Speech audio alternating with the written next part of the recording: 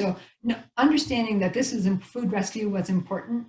I'll tell the story of COVID. As most of you know, March 15th in the ski industry was a really sad day. COVID, we know that the pandemic was really impacting so many different folks. It was a really hard decision to close the mountain, but Governor Polis made that announcement that all ski areas were going to close down. March in the ski industry is a huge month. 30% of our revenue comes in March. So we had been gearing up at the end of February and the beginning of March for expectations of huge crowds. So when the mountain closed on the 15th, we were left with huge amounts of food that we needed to address. Over 1,000 pounds of perishables. And so what happened, the food and beverage staff brought everything off mountain, and they had talked to Lift Up, which is our local food pantry. And I don't think there was a communication of how much actual food we had, because 2 flatbed truckloads of food showed up at our food pantry.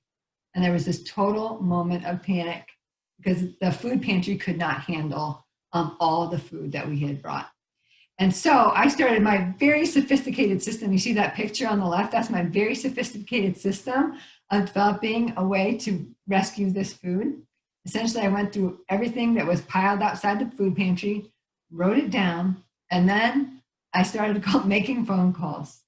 I knew I had to get it away from Lift Up that day. And we had about 3 days before our produce and our perishables would not be usable. So I called all kinds of organizations, the hospital, the food pantry in neighboring counties, nursing homes, our council on aging, the jail, our schools, all kinds of different folks. And basically I would take a picture of this list. I actually had 2 more of these. And I would send it to them, and they would call me and they'd say, I'll take this, this, this, and this. And so then it was a matter of soliciting members of the Steamboat staff, my husband, my children, to get this food distributed all over the county. And so we were actually able, besides, I think I threw away 2 boxes of sliced onions, and our local chicken farmer got the last bit of lettuce. But we were able to get to distribute all of this food. So that was awesome. And that was 3 days, a total crazy rush to get that done. That was our perishables. Then we had quite a bit of frozen, canned, and dry goods that we knew probably wouldn't make it, or we didn't feel it would be good to use it into the next ski season. So that would be, we weren't sure what our summer season would look like. So we knew that it probably wouldn't make it another 6 months. So then we started a community meal program. So this was at that right at the point where everybody was closing down businesses. People were out of work. We didn't know what unemployment would look like at this time. So we started a community meal program, and we basically did 200 meals per day. And we did a drive-through, and it was one way, obviously we could support our community, but also it was a way for us to not have to throw away all that food. One of the last bit of food we recovered is, if you're a skier and you go to a mountain, you see all the different granola bars and bags of chips and all those kinds of snacks. And that was the last thing we had to address because we knew that the lifespan of that was a little bit longer.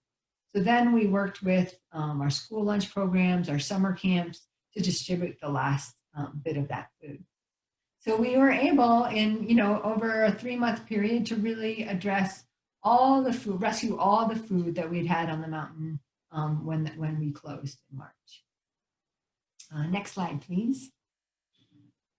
So lessons learned. So here's a photo of one of the boxes of food outside of Lift Up, our food pantry.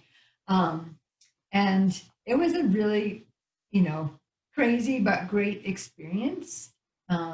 Really, the most important thing I learned is I really got to know that our different community organizations who provide food, understand what their capacity is. I now know how much our food pantry can handle in different aspects, whether that's refrigerated, whether that's dry good.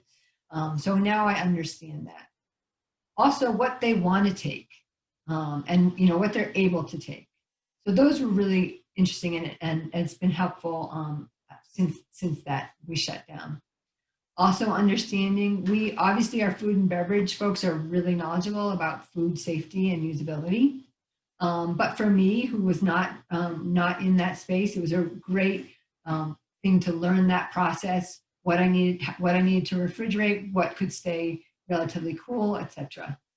I also now have a great list of contacts for future food rescue, and also a protocol to how to share. So it has been a great